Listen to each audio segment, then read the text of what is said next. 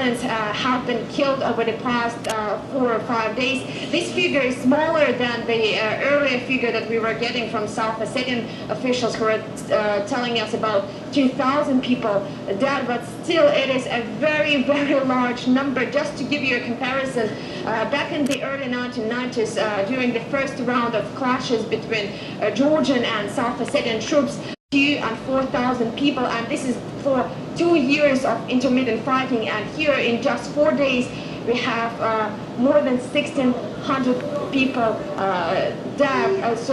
This just shows you this is simply horrendous, and what you see here on the streets of Tskinvali is dead bodies lying around. Right now most of them have been removed, even though you still from time to time stumble upon body parts burned and decomposing, and here in Tskinvali you can still smell this sweet stench of decomposing human flesh, and this may be due to the fact that many bodies are still believed to be trapped under the rubble.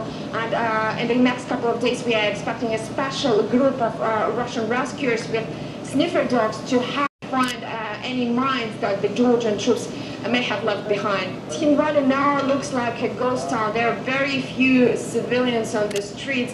Most of the population of this town have taken an opportunity to leave. As I was driving to Tskinvali in the morning with a Russian military convoy carrying civilians from South Ossetia to Vladikavkaz, the capital of North Ossetia, women, children and the elderly, because I was told that most South Ossetian men have decided to stay behind to protect what's left of their property, also to provide some assistance to Russian troops here in the city. And you can still see these South Ossetian men walking the streets of Tskinvali carrying their